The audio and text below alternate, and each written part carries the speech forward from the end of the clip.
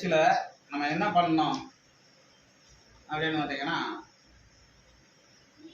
நேற்று வந்து என்னென்ன பண்ணோம்? நேற்று வந்து என்ன பண்ணோம்? மாந்திரிகம்னா என்ன, மாந்திரிக பற்றி என்னென்ன இது, அஷ்டகர்மங்கள்லாம் என்ன, அஷ்டகர்ம மூலிகைனா என்ன, அதை பற்றியெல்லாம் நேற்று வந்து பார்த்தோம். அதுக்கடுத்து ஒவ்வொரு தெய்வத்தோட உபாசனைகளை பற்றி பார்த்தோம். உங்களுக்கு என்ன தெய்வ உபாசனை பண்ணணும், மற்றவங்களுக்கு எந்தெந்த தெய்வங்களை நீங்கள் உபாசனை பண்ணி கொடுக்கணும், மற்றவங்களுக்கு ஒரு காரியத்துக்காக வராங்க எந்தெந்த தெய்வத்தை எல்லாம் கிட்டத்தட்ட ஒரு 10 தேவதைகளாக வந்து நம்ம வந்து கொடுத்துருந்தோம், 10-15 தேவதைகளை.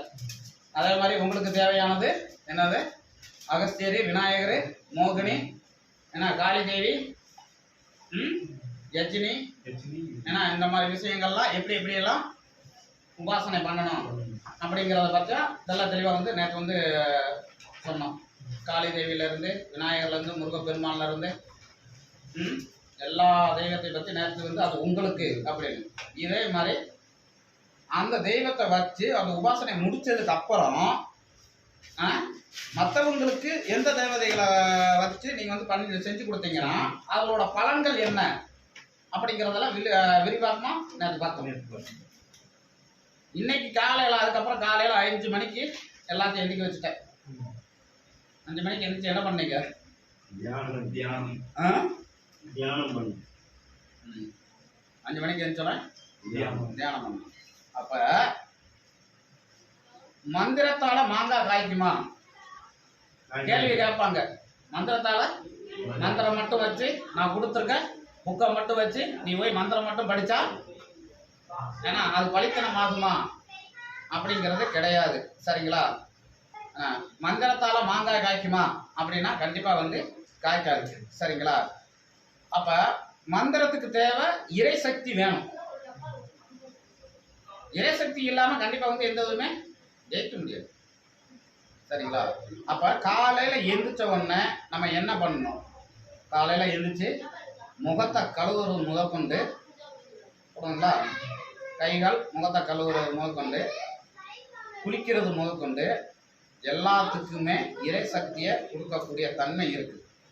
அதை நம்ம எப்படி ஆக்டிவேட் பண்ணணும் அப்படிங்கிறது தான் நம்ம வந்து காலையில் வந்து சொல்லிக் கொடுத்தோம். 5 மணிக்கெல்லாம் நம்ம சொல்லிக் கொடுத்தோம். ஒரு உபாசனைனா போது டைரெக்டாக நம்ம மந்திரத்தை மட்டும், எந்திரத்தை மட்டும் எழுதி வச்சுட்டு நம்ம டைரெக்டாக போய் மந்திரத்தை சொன்னால் அதனால் எந்த ஒரு பலனும் இல்லை. எனக்கு தெரிஞ்ச அளவுக்கு அதுதான். இப்போ ஒன்றும் இல்லை, நீ மந்திரம்ங்கிறது வந்து ஒரு ஒளி புரியுதுங்களா, ஒரு அலை. அந்த ஒளி அலை வந்து ஏன்னா நீங்கள் அது வரல போய்கிட்டே இருக்கும். ஆனால் உன்கிட்ட அந்த திரைங்கிற ஒரு சுவர் இருந்தால் மட்டுமே உன் பக்கத்தில் அந்த சக்தியானது வந்து இருக்கு. அப்படி இல்லை அப்படின்னா என்ன ஆகுனா, நீங்கள் மந்திர ஒளிகள் வந்து உங்ககிட்ட மந்திர பவர் இருக்குன்னு நீங்கள் வேலை சொல்லிக்கிட்டே இருக்க வேண்டியதான். அந்த பவர் வந்து பல பக்கம் பிரிஞ்சு போய் தான் இருக்கு. ஒரு பக்கமாக உங்கள் நிலையில் வந்து இருக்காது. புரியுதுங்களா? அதுக்கு தான் காலையில் 5 மணிக்கு எழுந்திரிச்சோன்னே முகம் கழுவுறதுலேருந்து, குளிக்கிறதுலேருந்து, அதுக்கப்புறம் தியானம் பண்ணணும். தியானம் பண்ணும்போது என்னென்ன முறைகளை இது பண்ணணும், ஏன்னா 3வது கண் திறக்கிறது எப்படி சொல்லுதுங்களா, 3வது கண் திறந்து விட்டு அதன் மூலயமா இறை சக்தியை எப்படி பெறுறது அப்படிங்கிற முதற்கொண்டு எல்லாமே சொல்லுங்களா. அந்த இறை சக்தியை பெற்றால் மட்டுமே அடுத்த காரியத்துக்கு போக முடியும். சரிங்களா? இப்போ நீங்கள் வந்து காலையில் வந்து எத்தனை மணி நேரம் நீங்கள் இருந்தீங்க தியானம்? 2.5 மணி நேரம். 2.5 மணி நேரம். 2 மணி நேரம் 2.5 மணி நேரம் வரைக்கும் நீங்கள் வந்து தியானம் இருந்தீங்க. இதுக்கு முன்னாடி நீங்கள் வந்து தியானம் இருந்தீங்க இல்லையா? இருந்துட்டீங்களா? இவ்வளோ நேரம் இருந்துட்டீங்களா? எங்கேயாச்சும் கோயில் குளத்துக்கு போயிருப்பீங்க, எங்கே போனாலும் என்ன பண்ணுவீங்க? 5 நிமிஷம் 2 நிமிஷம் 5 நிமிஷம் 2 நிமிஷம் 2 நிமிஷம் 10 நிமிஷம். இப்போ இதுக்கு முன்னாடி இருந்ததை விட இன்னைக்கு நீங்கள் தியானம் பண்ணீங்கல்ல, அந்த நான் ஒரு முறைகள் சொல்லி கொடுத்தேன். ஏன்னா முறைகள் சொல்லி கொடுத்து எல்லாமே இது பண்ணும்போது அந்த தியானத்தில் உள்ள மாற்றங்கள் வந்து உங்களுக்கே தெரிஞ்சிருக்கும். இன்னைக்கு தியானம் இருந்ததுக்கு உங்களுக்கு இருந்தது இல்லை. இதுதான் ஃபர்ஸ்ட் டைம். ஃபர்ஸ்ட் டைம் உங்களுக்கு இதுதான் ஃபர்ஸ்ட் டைம். எனக்கு இதுதான் உங்களுக்கு இதுதான் ஃபர்ஸ்ட் டைம். நீங்க இதுக்கு முன்னாடி தியானம் இருந்திருக்கீங்களா? இருந்திருக்கேன். இருந்திருக்கீங்க. இவ்வளவு நேரம் இருந்தது. இவ்வளவு நேரம் இருந்ததில்ல. சரி, ஓகே. இவ தியானம் இருந்ததுக்கும் இதுக்கும் உள்ள மாற்றங்கள் என்ன? இதுக்கு முன்னாடி இருந்ததுக்கும் இப்போ உள்ள மாற்றங்கள். அப்ப இருந்தது பாத்தீங்கன்னா சும்மா ஏதோ வெட்டிட்டு கண்ண மூடி போடுறோம். எப்படி தெய்வத்துக்குள்ள கொண்டு வர்றது, எப்படி என்ன ஆற்றல்கள் வந்து எப்படி ஒருநிலைப்படுத்துறது இதெல்லாம் எதுவுமே உங்களுக்கு வந்து தெரியாது. தெரியாம நம்ம வாட்டில் உட்காந்து நம்ம வாட்டில் ஏதாச்சும் ஒரு மந்திரத்தை சொல்லிட்டே இருந்தால் சரியா போயிடும் அப்படின்னு தான் நீங்கள் வந்து நினச்சிக்கிட்டு இருப்பீங்க. இன்னைக்கு காலையில் இருக்கும்போது பார்த்தீங்கன்னா எப்படி இருந்திருக்கு, மனசை ஒருநிலைப்படுத்தி தெய்வ ஆற்றலை எப்படி உள்ளே கொண்டு வரலாம் அப்படிங்கிறத நீங்கள் தெரிஞ்சுக்கிட்டீங்க. தெய்வ ஆற்றலை இப்படி தான் உள்ளே கொண்டு வரணும் அப்படின்னு.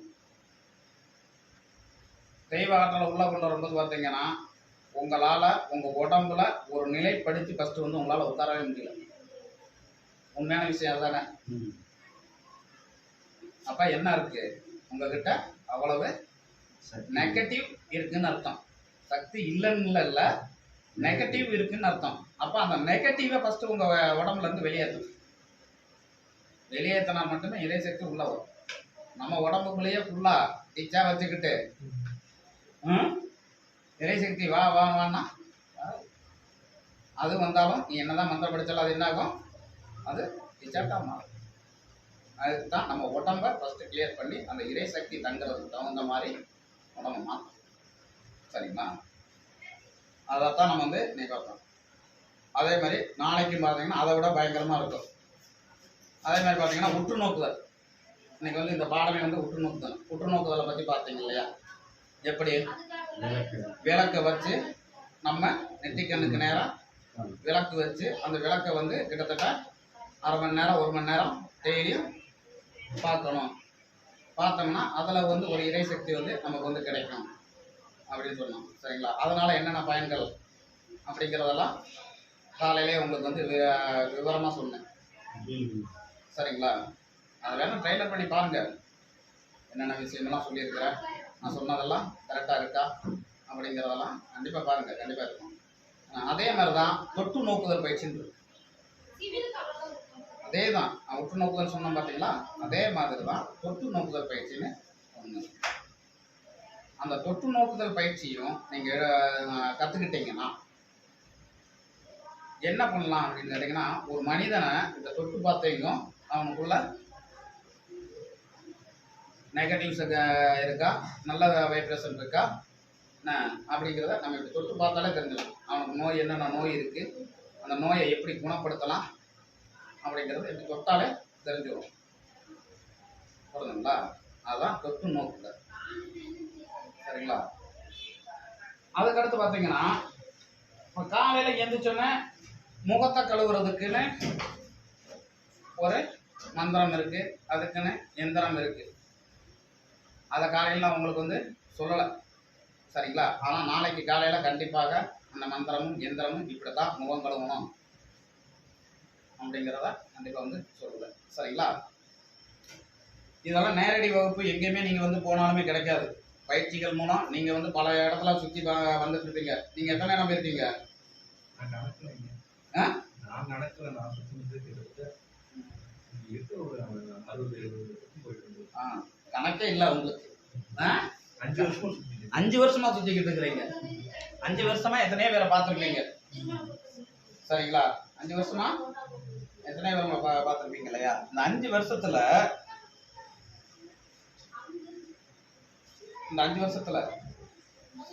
எப்படி மாந்திரிகத்தை செயல்படுத்தணும் அப்படிங்கிறத முறைப்படி இதனா வரைக்கும் யாராவது சொல்லி கொடுத்துருக்காங்களா?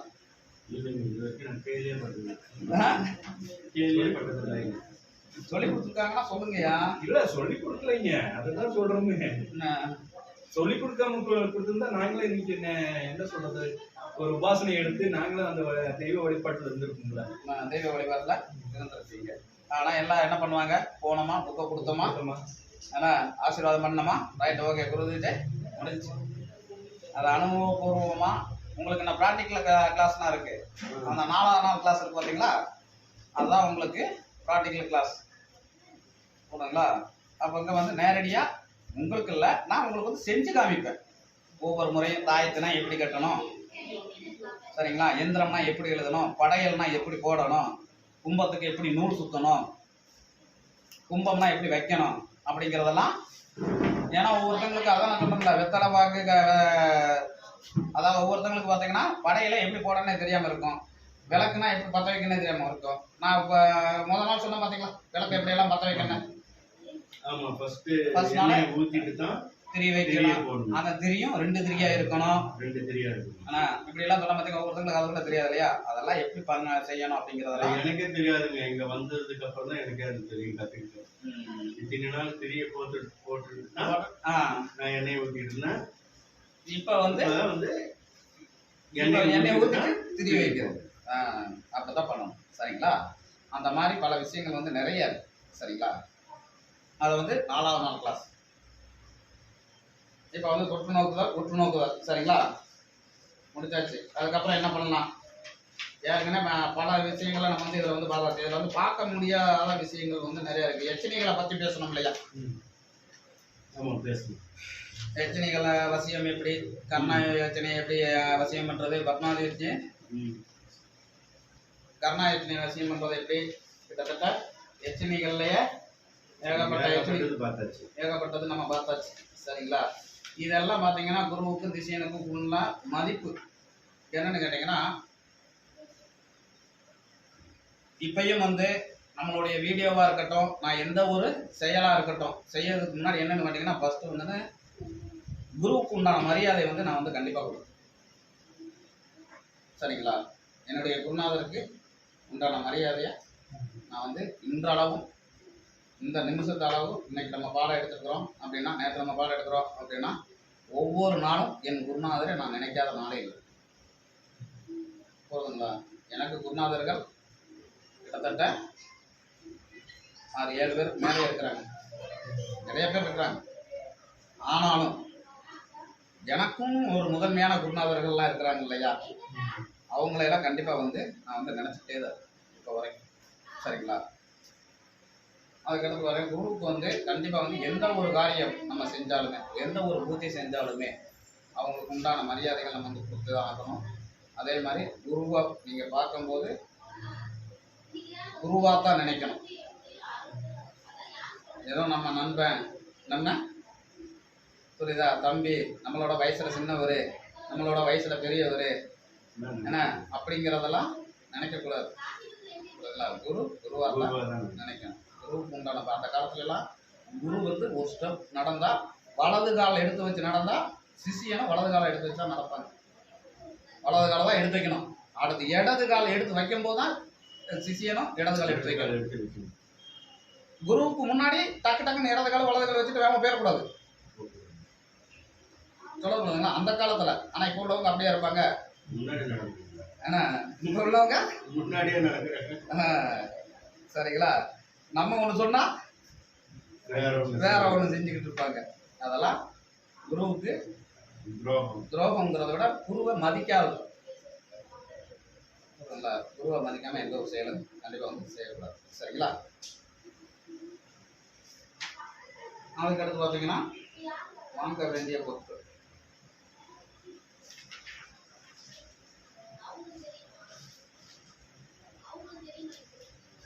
இப்ப நீங்க சொல்றீங்க இல்லையா, நாங்க போனாங்க ஐயா, உங்களைத்தான் நாங்க போனாங்க, கேரளா போனாங்க. என் குலதெய்வம் இருக்குது திருச்சி பக்கம், அதை சுத்தி வந்து புற்றா இருக்கு, அது சுடுகாட்டு பக்கத்துல இருக்கு அப்படிங்கிறத சொன்னீங்க இல்லையா, அந்த இதை நீங்க சனிக்கிழமை நீங்களே உணர்ந்து நீங்களே சொல்லுவீங்க. புரியுதுங்களா? அது எப்படி அப்படிங்கிறது தான். அதுக்கெல்லாம் வந்து பார்த்தீங்கன்னா ஃபஸ்ட்டு வந்து தியானம் அதிகமாக இருக்கணும், இறைசக்தி நம்மக்கிட்ட அதிகமாக இருக்கணும், உபாசனை தெய்வங்களோட துணைகள் வேணும். புரியுதுங்களா? உபாசனை தெய்வங்களோட துணை இல்லாமல் எதுவுமே பண்ண முடியாது. சரிங்களா? இப்போ வந்து நம்ம காளி தேவி உபாசனை எடுத்திருக்கோம், அகத்தியர் உபாசனை எடுத்திருக்கோம் அப்படின்னா அவங்கக்கிட்ட தான் கேட்கணும். இவங்களோட நீங்கள் வந்திருக்கிறீங்க அப்படின்னா உங்களுடைய பேர் என்ன, உங்கள் குலதெய்வத்தோட பேர், இதெல்லாம் கேட்டுட்டு நீங்கள் உபாசனை இது பண்ணிவிட்டு உங்களை பார்த்தாலே கண்ணமெல்லாம் மூட வேண்டாம், உங்களை பார்த்தாலே இருக்கும் உங்கள் குலதெய்வம் எங்கெங்கே இருக்குது, என்னென்ன எந்த மூலையில் இருக்குது, அதோட சுற்றுவட்டாரம் என்ன, என்ன உங்கள் குலதெய்வத்தோட இருப்பிடம் என்ன, எல்லாமே எனக்கு தெரியும். கண்ணை மூணா தான் தெரியணும் இல்லை, கண்ணை திறந்து பார்த்தா, கண்ணை திறந்துக்கிட்டே பார்த்த உடனே நம்ம வந்து சொல்லிக்கிட்டே இருக்கிறாங்க அப்படிங்கிறீங்களா. அது வந்து என்னென்னு கேட்டிங்கன்னா, பஸ்ஸில் பார்த்தீங்கன்னா தெரியுங்களா, ஒரு லைட்டு அப்படியே எடுத்து போய்கிட்டே இருக்கும். பஸ்ஸில் பேருந்துகளெல்லாம் பார்த்தீங்கன்னா லைட்டு எடுத்து போய்கிட்டே இருக்கும் பார்த்தீங்களா, பெரிய பெரிய போர்டெல்லாம் சீரியல் லைட்டில் அப்படியே எடுத்து போய்கிட்டே இருக்கும் பார்த்தீங்களா. அது மாதிரி உங்களை பார்த்தாலே அந்த படம் வந்து எங்களுக்கு வந்து என்ன தெரியும், உங்களுடைய குலதெய்வம்னா குலதெய்வம், உங்களுக்கு என்ன பிரச்சனை இருக்குது, ஏது பிரச்சனை இருக்குங்கிறத படமாக காட்டிக்கிட்டே இருக்கு. இதுதான் விஷயம். அதை நீங்களும் கண்டிப்பாக வந்து கற்றுக்கலாம். சரியா? அதை நீங்களும் கற்றுக்கலாம். அதை எப்படி கற்றுக்கணும் அப்படிங்கிற முறையும் நான் சொல்லிக் கொடுக்குறேன். சரிங்களா? சரி, ஓகே. இது எல்லாமே பார்த்தீங்கன்னா நம்ம வந்து புக்கில் 5ஆம் புக்கு எல்லாமேங்கும் நம்ம உங்களை ஃபஸ்ட்டே பார்த்த இதுதான். சரிங்களா? ஜால வித்தைகள், இதெல்லாம் ஜால வித்தைகள்லாம் பாருங்க எப்படியெல்லாம் போட்டுருக்காங்க. எல்லாமே குரு இதை பற்றி எழுதியிருக்கோம். இல்லை எல்லாமே ஜால வித்தைகள்னு சொல்லி ஒரு இது போட்டிருப்பாங்க. இந்த ஜால வித்தைகள் அப்படிங்கிறது வந்து உங்களுக்கு நேச்சுரலாக ஜால வித்தைகளை எப்படி எப்படி பண்ணுறாங்க அப்படிங்கிறத நேச்சுரலாகவே உங்களுக்கு வந்து, சரிங்களா, நான் செஞ்சு காமிக்கிறேன். சரி, ஜால வித்தைகள்னா என்ன அப்படிங்கிறத பற்றி புரிஞ்சுக்கோங்க. அதை பற்றி மட்டும் இப்போ சொல்கிறேன். சரிங்களா? ஜால வித்தைகள் அப்படின்னா என்ன பண்ணுவாங்க தெரியுமா, இது நிறைய இடத்துல வந்து இந்த வித்தைகள் வந்து நடந்துக்கிட்டே இருக்கும். நம்ம அஷ்டகர்மங்களை எங்கெங்க வைக்கணும், எங்கெங்க வச்சா என்னென்ன நடக்கும் அப்படிங்கிறத வந்து நம்ம வந்து சொல்லியிருக்கிறோம். உண்மைதானே? உங்களுக்கு சொல்லியிருக்கணும் இல்லையா? அது இல்லைங்கய்யா. அஷ்டகர்மங்கள் அப்படின்னா ஒண்ணு வசியம்னா பால்ல வைக்கணும், ஏன்னா தாய் தாக்கி கொடுக்கணும், ஏன்னா அதுக்கடுத்து சுடுகாட்டில் வைக்க வேண்டியது இருக்கு, சூடு ஏற்றுறது, ஓமகுண்டம் இதுல எல்லாம் வைக்க வேண்டியது இருக்கு. அப்படி இல்லைன்னா வண்ணம் துவைக்கிற கல்லு கீழே வைக்க வேண்டியது இருக்கு. இந்த மாதிரி தானே சொல்லியிருக்கிறோம். இந்த வேற ஏதாச்சும் சொல்லியிருக்கிறாங்களா? எல்லா புக்குலையுமே, எந்த புக்குலையுமே, எந்த சித்தர்களோட வழிபாட்டிலையுமே உங்களுக்கு எனக்கு தெரிஞ்சு நான் சொல்றேன். புரியுதுங்களா? எனக்கு தெரிஞ்சு எந்த ஒரு சித்தர்களோட முறையிலையும் கூட வீட்டுக்குள்ள ஒரு பொம்மை செஞ்சு இல்லாட்டி தகுடு செஞ்சோ வீட்டுக்குள்ள பதிச்சு வச்சா அவன் குடும்பம் நாஸ்தி ஆயிரும், அவன் அடுத்தடுத்து அவங்க வீட்டில் இடம் விழுவோம் அப்படிங்கிறது கண்டிப்பா கிடையவே கிடையாது. கண்டிப்பா கிடையவே கிடையாது. அப்புறம் எப்படி வீட்டுக்குள்ள வந்து நீங்க வந்து செய்வனை எடுக்க முடியும்? கொஞ்சம் யோசிக்கணும். நீங்க யோசிக்கணும். நான் ஏன் சொல்றேன் அப்படின்னு கேட்டீங்கன்னா, இதெல்லாம் வீட்டுக்குள்ள வச்சு செய்யக்கூடிய விஷயம் கிடையாது. ஒருத்தனை மாரணம் செய்யனாலுமே அது சுடுகாட்டில் தான் வைக்கணும். அதை எப்படி வீட்டுல கொண்டு வந்து வைக்க முடியும்? வீட்டில் பண்ணணும் அப்படின்னா ஒன்று ஏவல் இல்லைன்னா தூவல், இது ரெண்டை தவிர கண்டிப்பாக வந்து வீட்டில் வேற எந்த வேலையுமே செய்ய முடியாது. வீட்டுக்குள்ளே பார்ப்பாங்க. அப்படியே பார்த்தீங்கன்னா கண்கூடார பார்த்தது, நான் வந்து மாந்திரிகம் கற்றுக்கிறதுக்கு முன்னாடி ஒரு சாமியார் வந்தார். சாமியார் வந்த உடனே பார்த்தா அவருக்கு சிஷியங்கள் வந்து கிட்டத்தட்ட ஒரு 4-5 பேர். நிலவாசலில் போய் நின்னார். நிலவாசலில் போய் நின்றுக்கிட்டு அப்படின்னாரு. அப்படின்னோடனே எல்லாரும் போய் அங்கேங்க கற்பூரத்தை வச்சாங்க. கற்பூரத்தை வச்ச உடனே பார்த்தீங்கன்னா இவரு கண்ணை மூடிட்டு இப்படி கண்ணை திறந்தாரு. கண்ணை திறக்கும் பார்த்தா ஒவ்வொரு கற்பூரமும் அப்படியே கப்புன்னு பிடிச்சி அந்த இடத்துல எல்லாம் தோன்றாங்க. ஏன்னா வீட்டில் என்ன 10-20 இடத்துல வைக்கிற அளவுக்கு என்ன செய்வனே வைப்பாங்க. அப்படியே வச்சாலும்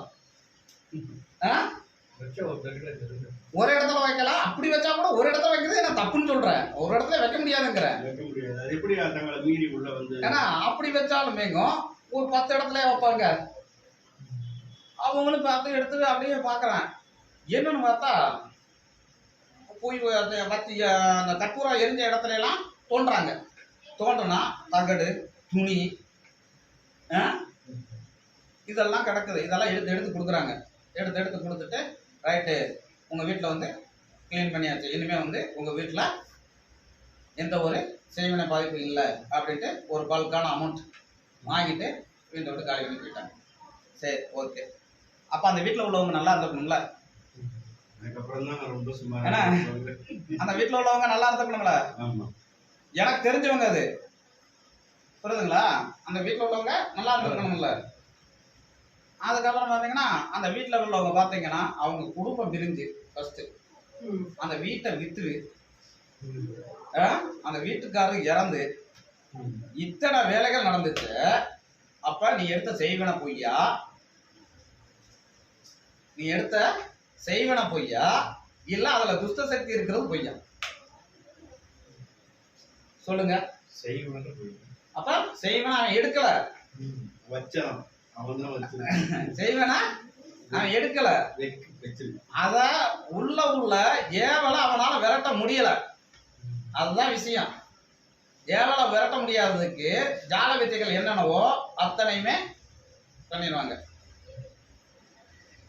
இந்த ஜால வித்தை இத அந்த துணி எடுக்கிறது, இந்த தகடு எடுக்கிறது, புரியுதுங்களா? வீட்டுக்குள்ள வந்து நான் பொம்மை செஞ்சு வச்சிருக்கிறாங்க, அந்த பொம்மையினாலதான் உனக்கு வந்து இதாகுது அப்படின்னு சொல்றது, இது எல்லாமே ஜால வித்தைகள். வீட்டுக்குள்ள புதைச்சி வச்சு எடுக்கிறதாங்க பார்த்தீங்களா? அது எல்லாமே 100க்கு 100% ஜால வித்தைகள். அது ஒன்று நல்லா ஒன்று தெரிஞ்சுக்கணும். அது ஒன்று. இது எப்படி தெரியுமா? மேஜிக் பண்ற மாதிரி. மேஜிக் பண்றோம். மேஜிக் நம்புறீங்களா? அப்படி இப்படின்னோடனே புறா பறக்கும். புறா அண்ணல இருக்கும். இப்படின்னோடனே புறா அப்படியே பறந்து அப்படியே சரசரசன்னு வரும். அது மாதிரி தான் இது வந்து ஜால வித்தைகள்ங்கிறது. சரிங்களா? கைக்குள்ளேயே தான் இருக்கு எல்லாமே. அவங்க கைக்குள்ளேயே தான். அடுத்து இப்படிம்பாங்க, அப்படின்ட்டு இருந்தா திருநீர் இப்படி அப்படிம்பாங்க. இதுவும் ஜால வித்தைகள். குங்குமம்னா குங்குமம் வைப்பாங்க, என்ன லிங்கம் எடுக்கிறது, இது எல்லாமே ஜால வித்தைகள். புரியுதுங்களா? ஆனால் குரலி வசியம் பண்ணி இருந்தால், குரலி வசியம் பண்ணி இருந்தால் இந்த ஜால வித்தைக்கு அருமையாக உதவியாக இருக்கும். ஏன் அப்படின்னா அந்த குரலிக்கு வந்து என்னன்னு பார்த்தீங்கன்னா ஒரு பொருள் நம்ம வீட்டில் வந்து வச்சிருக்கணும். இப்போ இந்த இடத்துல வந்து எலுமிச்சம்பழம் இருக்கு, ஒரு 10-20 எலுமிச்சம்பழத்தை நம்ம வீட்டில் வச்சுட்டு போயிட்டு நம்ம வீதியில் போயிட்டு இருக்கும்போதுன்னு வச்சுக்கோங்க, அந்த குரலி வசியம் பண்ணி வச்சிருந்தோம்னா அந்த குரலிட்ட நம்ம வந்து ஒருத்தங்க பார்த்தீங்கன்னா சாமி ஒரு படத்துல எல்லாம் பாருங்க, இப்படிம்பாங்க மாம்பழம் வரும், இப்படிம்பாங்க என்ன வரும், எலுமிச்சம்பழம் வரும். அதெல்லாம் என்னன்னு பார்த்தீங்கன்னா தன்னால வர்றது கிடையாது. அது குரலி வசியம் பண்ணி வச்சிருப்பாங்க. பார்த்தீங்களா? இந்த இடத்துல மாம்பழம் இருக்கு, இந்த இடத்துல எலுமிச்சம்பழம் இருக்கு, அந்த எலுமிச்சம்பழத்தை எடுத்துட்டு வான்னு சொல்றதுதான் அந்த குரலிக்கு வந்து இப்படி கண்ண மூடிட்டு மந்திரம் சொல்றாங்க. பார்த்தீங்களா? அந்த குரலிட்ட சொல்றது. குரலிட்ட சொன்னோன்னா அந்த குரலி எடுத்து வந்து இவங்க கையில கொடுக்குறது. புரியுதுங்களா? அந்த குரலி வசியம் பண்ணா இந்த இது கண்டிப்பாக நடக்கும். புரியுதுங்களா? அது இல்லாம ஜால வித்தைகள் என்ன அப்படின்னு பார்த்தீங்கன்னா இந்த திருநீர் கொடுக்கறது, குங்குமம் கொடுக்கறது, கற்பூரத்தை அப்படியே அம்மாவுக்கு முன்னாடி அப்படியே காட்டுறது, நான் கற்பூரத்தை அப்படி இங்கிருந்து தூக்கி போட்டு எரிஞ்சா எரியிறது, அடுத்து தீக்குள்ள இறங்குறது, தீயெல்லாம் உடம்பெல்லாம் பத்தினாலும் இவங்க அப்படியே இது பண்ணாம இருக்கிறது, எரியாம இருக்கிறது, இது எல்லாமே ஜால வித்தைகள் தான்.